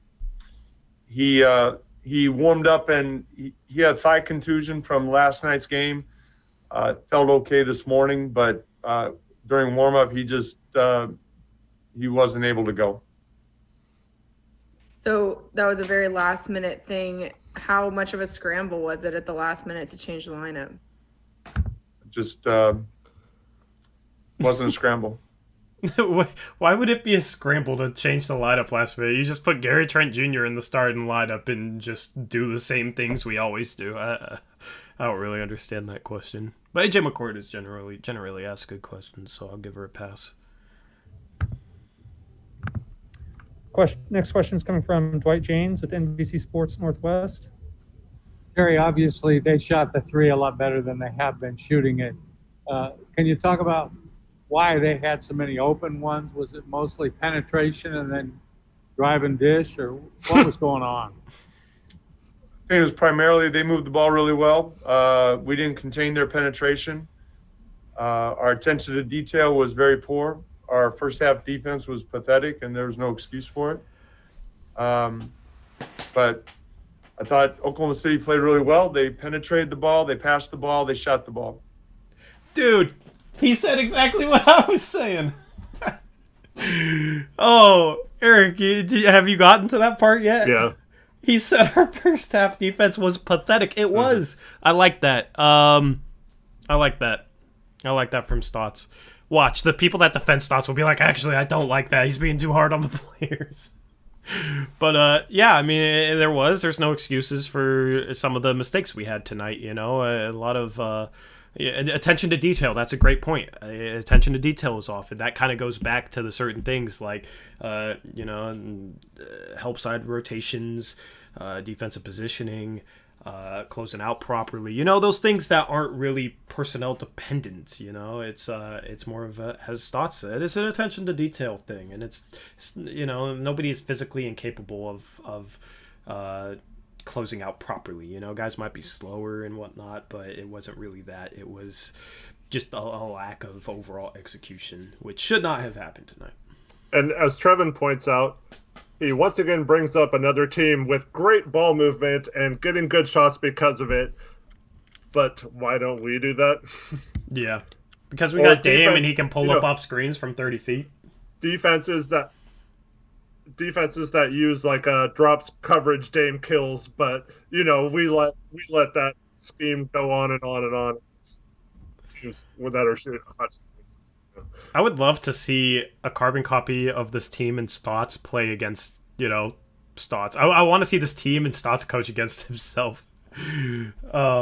Dame would go back and forth with Dame, and both would combine for like 120 points because of, drop scheme. Next question is coming from Jamie Hudson with NBC Sports Northwest. Coach, I know Derek Jones Jr. suffered a quad contusion, but then returned to the game and then left the game. Do you have any update on him? No update. It was just you could tell he was really favoring the leg. So he really, I respect the fact he tried to go, but it just wasn't. He wasn't able to play. But I do not have an update. Pampers. I like that he's visibly upset with the way we played tonight. I like that he didn't make excuses for the way we played tonight. I like that he kind of told it like it is for once. I was expecting I was expecting to be a bit triggered, Normally I am when we watch interviews after a loss like this, but that was a different sort of interview from Stotts. I'm not gonna sit here and give a huge round of applause for it or anything. It's the kind of answers he should have been given. It's the truth. Like, our first half defense was pathetic. We didn't have attention to detail. I expect him to be more honest than he normally is with the media, because normally it's just general cliches like, oh, we just missed shots and they just made shots. That's all it is. So that was Stotts' interview. Yeah. Reactions, Eric. Like you said, I wish that at some point he would address why the defense is pathetic. I do like that he said it was, but yeah, like it's possible to explain why without giving excuses like he normally does, but and without like giving up game plans and stuff like that. So Portlandia during that says but injuries were an excuse as to why we lost this game. So once again, this is the same guy who was saying we were going to easily win tonight, and be 12-6, and all of a sudden now we lost, and he's like, oh well, we were injured. That's terrible, man. That's terrible. You got to be better than that, Portlandia. Yeah, If you acting like it's a given, you know the injuries, right? And acting like it's a given that we'll win this game, and then when we lose, it's like you knew this team was injured, and you thought it was going to be an automatic 3-game winning streak. But now that they lose, now you're pointing out the injuries. It's contradictory. It doesn't add up. Yep. I mean, just like if you want to be optimistic about the coaching and this team and stuff like that, that's fine. But don't then make excuses when it doesn't go. You have told us time and time again, if we lose a game like this, you will be mad or you will do something. But now you're making excuses instead of like agreeing that the coaching was bad and that we shouldn't have lost this game. So I don't understand that mindset. Isaac, stop spamming, please. You know better than that, man. Yeah, come on, Isaac. The hell. So just have some accountability. Like, don't, just like the Blazers team. Like, if you want to have that mindset, at least when it doesn't work out the way you say it's going to work out, at least say you were wrong and that they should have won this game tonight, instead of being like, oh well, they were injured, they didn't deserve to win this game. You cannot tell me or convince me that OKC had any business winning this game tonight, or that the New York Knicks had any business coming down from down 25 last night and almost winning that game. Like, this is not because of injuries. Yeah, and honestly, like, I was happy with the way Coach Stotts coached last night. I thought he had a decently coached game. He came out with a game plan tailored to the opponent. The team executed it well. We thoroughly tried to move the ball. We got stagnant, and honestly, I think like the Knicks, that was the hardest half a team has played against us. We definitely made some mistakes, but overall, I thought it was a pretty decently coached game. And I even said that. I don't know if HSP is in here. I even said that to him over on the forum. And then what else did I say? I feel like this next game, it's going to be a very poorly coached one, because every well-coached game is followed up by a game that's poorly coached. It's never consistently well-coached games. And would you look at this? There you go. So I just want to point out this type of argument. Peace and Love says Denver is the same as their coach in the hot seat. Who in the world is talking about Denver, and how does that pertain to the issues on this team or the way this team is coached? People try and use like what, that's just whataboutism. Oh, what about Denver? They're not any better than our record, so fire Mike Malone too, right? And fire, the 20 coaches in the league that are coaching a team worse than us or whatever. It's like, it's kind of a disingenuous argument to me. It's like, we're talking about the problems this team has. I don't care about Denver. I don't know what the issues they're facing is. They literally made the Western Conference Finals last year, and they've dealt with some some injuries too, and I mean, people say, "Oh, we made the West Coast a couple years ago," blah blah blah. But each team has a specific set of issues. Some teams will have issues that aren't due to coaching. That'll cause them to struggle, and the coach might be trying to fix those issues, and it might not be going well. Whereas these issues have been so commonplace with us. We're a unique team. We're not Denver. And there's been very little improvement year to year that I can comfortably say that it is a coaching issue. And for the record, Denver's now won 4 in a row and is ahead of us in the standings. So we had a chance to gain some ground on them, so it wouldn't be tough if we do get things together to possibly beat them out. And how great would that be if we face them in the playoffs, having home court instead of having to play 4 of the games in Denver. I know we did win there a couple of years ago, but like the difficulty factor ups when you have to play at a place like Denver. You saw in the preseason, we got absolutely like blown out of the gym by them both games. Not that preseason matters, but like I heard that it's the altitude, like that's why we got blown out in those games. So like Denver's figuring things out. They're going to be right there. They're improving. Yep, they're improving, getting better. They got off to a rough start, but they made changes both lineup and scheme wise, and they're playing great. Utah got off to a 4-4 start. They made some adjustments coaching wise, and now they've won 8 straight, 8 in a row, and are pushing the Lakers and the Clippers for the first and second seeds.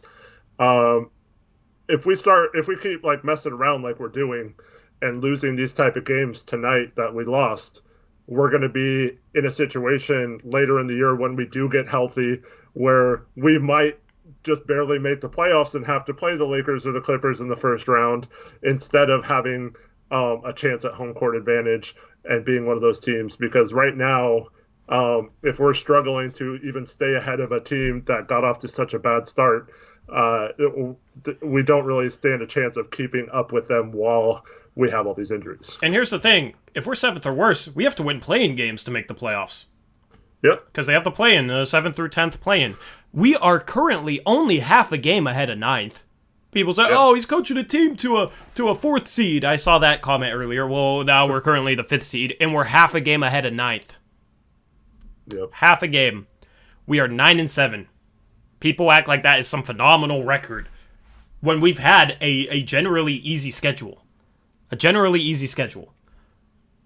We are only 2 games ahead of OKC. And they obviously have the tiebreaker with us to start the season. OKC is 11th. So, out of play-in position. Like, people sitting here acting like, "Oh, we're 5th right now. We're fine." It's just... I don't know. It's just deflection, man. Like, people just wanted to flex some people wanted to flex some of the issues this team has, and you can do that. Like, people can do that. Whatever. It's just not. Later in the season, it'll be, us scrambling for a playoff spot, and it won't be, "Oh, we're fine. We're 5th." We're literally half a game ahead of 9th. Yeah, and the other thing is too. Imagine, say we lose the first play-in game, and we are playing the winner of the other, like say we get 7th and we're playing the winner of the other playing game for the chance to be the 8th seed and play the Lakers. Woohoo. And it's not only that, but it's like Golden State or someone. Do you feel confident in our coaching staff to be able to stop Steph Curry in a play-in or playoff game like they've never done or shown they can do in the past in the playoffs? He'd probably go off for 60 points against us again, and we'd lose that game and not even make the playoffs. So like, there's no excuse in my mind for this team not avoiding those play-in games, especially right now when these are games we cannot afford to lose. And that's why Tori and I are so upset when we come out and play like we don't give a crap in the first half of this game, or play like we can just show up and win these games, because that hunger and that effort is not there. And like Coach Stott says, that's inexcusable. And I don't understand why the Bulls game, right? He questioned the effort in the second half, right? He said they just outworked us. Dame said that too. They just outworked that. When was that Bulls game? like 3 weeks ago. Yeah. 2 weeks. Yeah. 2 weeks ago, maybe. Mhm. Like, so we're talking about something that 3 weeks later is a problem again, like showing up in a game. Like, you didn't learn from that game that you blew that you should have won. And so that's between tonight and that game. Those were 2 games we should have absolutely won. Yeah, we'd be 11-5 right now. Yep, and we'd Much more be comfortable. ahead of Denver. We'd be right up there, a game or 2 behind the top seeds, and we'd be in a situation where if we just kind of floated around that range while we had guys healthy, we'd be in prime position to make a run deep into the season. But I mean, I don't feel confident that we can maintain any sort of good play when we look so good in the first half yesterday and then come out the second half and look so bad, and then the next night decide like, oh, we didn't get a wake-up call from New York almost coming back and winning this game. We just decided not to show up again and not like improve on some of the things we did in the first half of last game. Because that was the other thing. Like, I didn't see much of I saw the zone a little bit, but it was more just like, oh, we ran it last night, let's try it again type of thing. It wasn't like they were trying to improve upon the successes of last night. It was just kind of like, oh, let's just go run that back out there, see what happens this time type of thing, you know? Yep. Portlandia said, this is a long season, will be fun, and there are literally 72 games this year. There will be, of course, be a couple games so you don't show up and play your best. The thing is, it's not just a couple games. There have been so many games where, like, for a whole half, we just have no urgency and no effort. Like, it's not just a couple games. You look at, I mean, you can look at so many games where for a half we just have no effort. I mean, you look at Atlanta, they got off to a huge lead. You look at Toronto in the first half, they got off to a huge lead. And in both those halves, we gave, like, literally almost zero effort. We came back and won nail biters.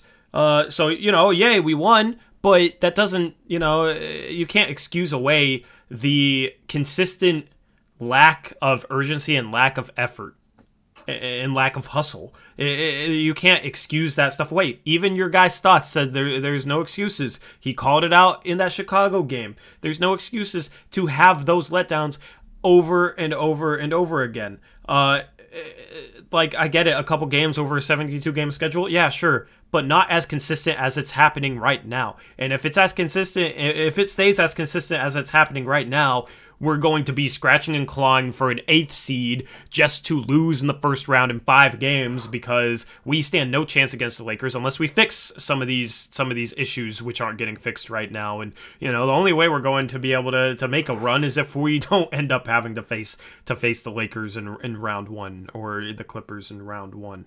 So that's the thing is you end up with the situation like we had last year where everybody's saying, oh, we're 15 games in, it's fine. Oh, well, we're just injured, it's fine. Oh, well, you know, you're bound to have a couple games where you just don't play well. Like, yeah, we lost to the Warriors G League team, but, you know, we had guys hurt, and, you know, you're gonna have some games where guys don't play hard. So whatever. And what it resulted in, we barely made the playoffs again, ahead of the Memphis Grizzlies. So that type of stuff isn't acceptable for me. That's just more excuses to kind of deflect the issues. There's no excuse. Even your guy Stotts says it. Yep, and once again, these are issues that have plagued this team for years and been the reason why they haven't been more competitive in some of these playoff series, why they haven't been like last year, why they were a below 500 team when you cannot convince me that a team with Dame, CJ, Melo, Whiteside, the way he was playing last year, you can't find a way to make that at least be a 500 team, and we would have easily made the playoffs and not had to pray that Karis LeVert misses a last-second shot to even make the play-in game. So, like, and as Ski Mask Ghoul mentions, the West, there's a lot of teams that will take advantage of this if we falter, and there's a lot of teams that don't think. How many people thought we weren't even a playoff team this year? We're kind of proving them right by the way we're playing. You and I don't believe that. We think we are a good team. I still think even with these injuries, we have enough talent to remain in the hunt for home court advantage in the playoffs. And we have a top 8 player in the NBA. Like, you look at pretty much any other team with a top 8 player, they're competitive, even if they're missing guys, even if they have guys out. If they have their top 8 player, they're still more competitive than this. Yep.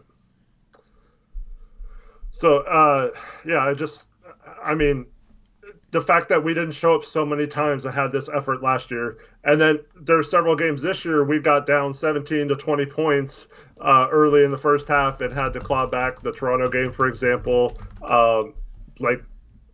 just the degree of difficulty of some of those wins when there's no excuse for even getting put in those points. And that's the other thing I didn't like what Dame said last night when the Knicks almost came back. He was like, "Oh, it's a game of runs. Any team can make a run." It's like, no, I want people who are mad. Like, no, there's no way. We got up 25. This should have been a blowout. I shouldn't have had to play the fourth quarter. Like we need to work on some stuff and get better, because we cannot allow a team like the New York Knicks to come back from 25 down and even challenge us and make it a game at the end. I want players with that attitude. I think the players have gotten too complacent because of the tone that the coaches set. Yep, I 100% agree. So, I don't know. There's really not much else to touch on this post-game show. I mean, it's good to see Anthony get going and get comfortable. I think he's like mentally kind of in a better spot than he has been at any point in his career. So hopefully that continues, because we're definitely going to need him. It's just nice to see him knock down some shots and play with some confidence. That left-handed dunk he had was nice. I want to see more of that, man. I want to see more of that. We talk about Anthony taking it strong, using his athleticism. That play was impressive. Yeah, I think we're seeing it's a confidence thing. He's not meant to be the same player that Dame and CJ is. I've said this for a couple weeks now. You can't expect him to bail us out and just stand around and let him create a shot the same way Dame and CJ can. I mean, he can sometimes make that shot or make a step back three, but you see how much more comfortable it is when he gets a pass in rhythm. And I tweeted this out during the game, but there was a play in particular. Simons had just hit a three-pointer. Dame came off a double screen and was wide open for a three. Anthony's guy came off him, and Dame hesitated for a minute and passed to Anthony and got him a three. He canned it. It's little plays like that I wish we would do more often. And then that's when we didn't go back to him for a while after that. I just wish we would put our players in a better position to score and not make it so difficult. Yep. So coming up on the schedule, the Blazers have, I think, a couple days off, maybe. Yeah, we actually don't play till Thursday, so. Yeah, maybe we can get a full contact practice in. So the 28th they play Houston, the 30th they play Chicago. This is the start of a 6-game road trip. You got Houston and Chicago. Portlandia is on the record saying we are much better than both those teams, and he's not going to come on here if we don't win both the next 2 games. Here's the thing. I don't expect us to win the next 2 games with the way this team has played so far this season. I would be shocked if we won the next 2 games. I mean, we already lost to Chicago at home, and we were healthier for that game. So we had Nurkic, we had McCollum. So yeah, it's Go Let ahead. me just say this, Portlandia. So if they don't win both games, you won't come on and admit that they had a poor performance. So you're only going to come in here and give us crap when you feel it's appropriate, and you're not going to be accountable, just like the coaching staff isn't holding their players accountable. Come on, man.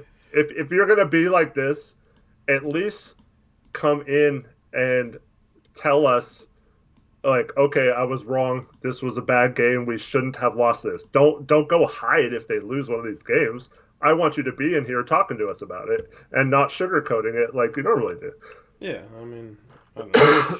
I don't know. It's yeah. I mean, we were supposed to go 12-6. That's not going to happen. We were supposed to win this game tonight and then the next 2. I'm expecting us to be 1-2 over those 3 games due to all the issues that I've been trying to point out all year long. So we got Houston, Chicago. Then things get tough. Milwaukee, Philadelphia. That I expect us to be 1-4 over these next 4 games, which would put us at 10-11. We'd be under 500. And then we finish off the road trip at New York and at Charlotte. Then we come home. We have Orlando.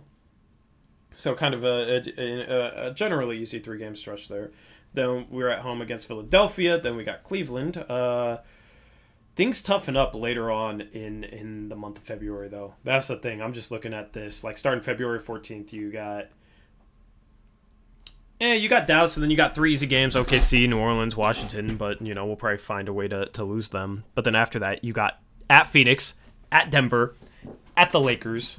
You come home, Charlotte, Golden State, Sacramento.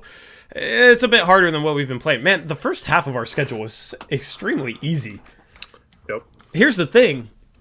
If we're at 500 after the end of the schedule, sure, we get guys back, but it's like we're going to have to fix these issues in order to really make a run, because the second half of the schedule is going to be much tougher than the first half. Much, much tougher than the first half. So, yeah, we'll get guys healthier and probably be a better team for it, but if we still have these issues, if these issues don't improve, I don't expect us to be more than 500 over the second half of our schedule, even with our guys back. And finishing at 500 with how good the West and how deep the West is might result in us being a 9th or a 10th seed and losing a playing game. Because if we're the 9th or the 10th seed, we have to win 2 games in a row to make the playoffs. In the play-ins. Mm-hmm. That's a possibility if they don't fix these issues. And that'd just be ridiculous. So we'll see how this plays out. We will continue to keep you covered on this roller coaster ride. I'm adding up the picks for today if you want to hold off for a second, or we can just do that later if you want. You can add them up. I am curious. I think I went 5-5 today. I should have picked the Thunder. I knew I should have picked the Thunder. Oh, man. I said 1-3 Blue Diamond Gem over these next 4 games. Yeah, do you think we're going to beat Milwaukee playing like this, or Philadelphia? I don't think there's really any chance we beat either of those teams. So that's 0-2. And then, we just lost to OKC at home. Chicago, I think, is better than them. Houston, I think, is better than them. And that's the next 2 games we have coming up on the road, so I think we split those. So, yeah, 1-3 over the next 4 games is what I expect.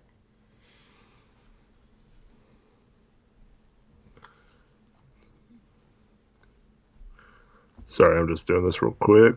Yeah. Any other good questions from chat? Nah. Not that I see. Somebody's asking for Marcus Camby. So that's, the Marcus Camby lover we have.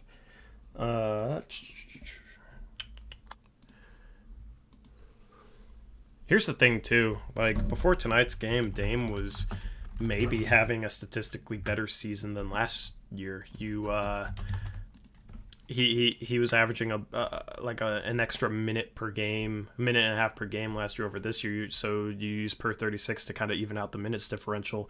Last year, 28.8 points per 36 minutes. This year, 28.8. He was assisting at a little higher rate, 7.7 assists per 36 compared to 6.8. But you look at his efficiency going into tonight's game. Last season, he had a true shooting percentage of 62.7%. This season, going into tonight's game, it's going to take a little bit of a hit, but this season he had a true shooting percentage of 63.6%, so a percentage point higher. So he more efficient, scoring at the same rate going into tonight's game. For everybody talking about, man, what's wrong with Dame at the start of the season? He's been just as good as last year. It's 95% from the free throw line is kind of crazy. He was 95% going into tonight's game. You got the records. Just getting to the last game here. I think you did better than you thought you did. Really? Was I 6-4? Yes. Cool. Chat actually won picking the against the Blazers. Yeah. Good job, chat. Blazers are like 6-10 against the spread, so I am going to be picking against them next time I get the chance, which will be Thursday. Yeah, you had the. I'll just quickly go over the scores. Pistons beat the Sixers by 15. Joel Embiid didn't play. DeLon Wright had 28 points, 9 assists. Pacers beat the Raptors 129-114. Malcolm Brogdon had 36 points, 9 assists, 7 rebounds. The Magic beat the Hornets 117-108, led by Reese's favorite player, Nikola Vucevic, 28 points, 12 rebounds, 7 assists. The Nets beat the Heat. The Heat were without Avery Bradley and Jimmy Butler. James Harden had 20 points, 8 assists, 4 rebounds for the Nets. Bam led the Heat with 26 points, 10 rebounds, 5 assists. He's been playing great this year. The Lakers beat the Cavs 115-108. LeBron dropped 46 points, 8 rebounds, 6 assists on his former team. Andre Drummond's been playing very good basketball this year. He had 25 points, 17 rebounds. The Nuggets beat the Mavericks 117-113. Michael Porter Jr. had 30 points, 8 rebounds, 2 steals. Luka Doncic had 35 points, 16 assists, 11 rebounds for a triple-double there. The Celtics beat the Bulls 119-103, led by, it says their top performer was Marcus Smart, who had 13 points, 5 rebounds, 11 assists. I'm not looking at the full box score, just the top performers. Zach LaVine had 30 points in the Bulls' loss.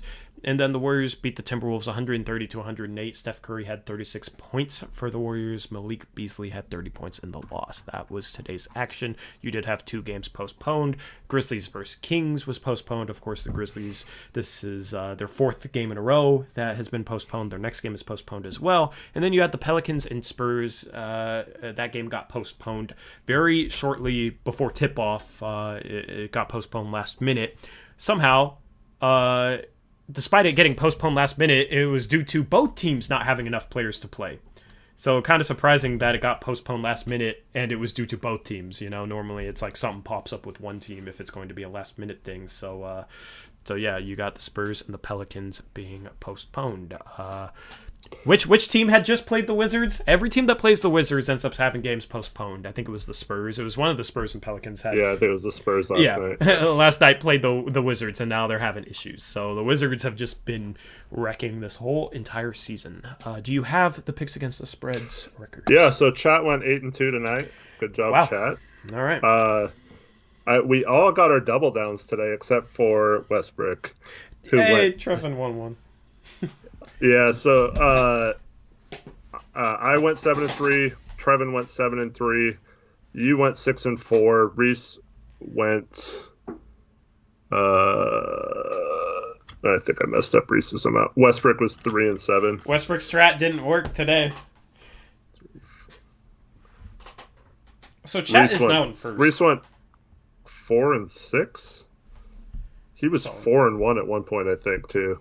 That hurts. So Westbrook, Reese, and Trevin are now all tied at 19 and 36. So all the mods are tied. Chat is now in the lead. You said chat went 7-3. Oh no, they went 8-2. Chat is now 30 and 25. I went 6-4. I am now 28 and 27. Oh, I think I messed that up. Okay, 1, 2. We can figure it out later.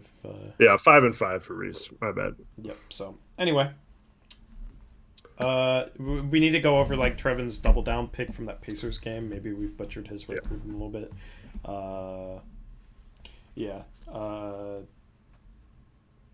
Doing our best with keeping track of the picks and stuff. Definitely like mods if you want to keep track of yourselves, just in case we do make a mistake here and there. Go back through and try to figure it out. But yeah, I'm surprised you don't do that in like a Excel spreadsheet. Well, I do. I just haven't had time to. Oh, got you. I just know you write them down during the picks against the spread. So anyway, So. One week, the stream I missed threw me off because I didn't have it written down. And So we will have a couple days off here from streaming. Tuesday and Wednesday, and then we'll be live on Thursday with Blazers Uprise Live before that Bulls game. Is that the Rockets? We got the Rockets next, right? Yeah, Rockets first. Yep. Mm-hmm. So we will be live around 3:30 then, and then that game starts at 6:30. It's a TNT game, so our post-game show will be a little bit earlier, and so Anyway, sucks that the Blazers couldn't pull out this win. A very frustrating game. Hopefully this therapy session worked for you guys. I'm still kind of a little frustrated, but move on and hope they can. I don't know. I can't even put an optimistic spin on this, but hopefully they figure it out. Yep. So hopefully. Anyway, thank you guys for tuning in tonight. Hopefully you guys have a good rest of your night and a good Tuesday and Wednesday before we catch you guys again on Thursday with two streams then. Thank you to all my channel members. Thank you to everybody who donated. Thank you to the mods, Westbrick, Trevin, and Reese.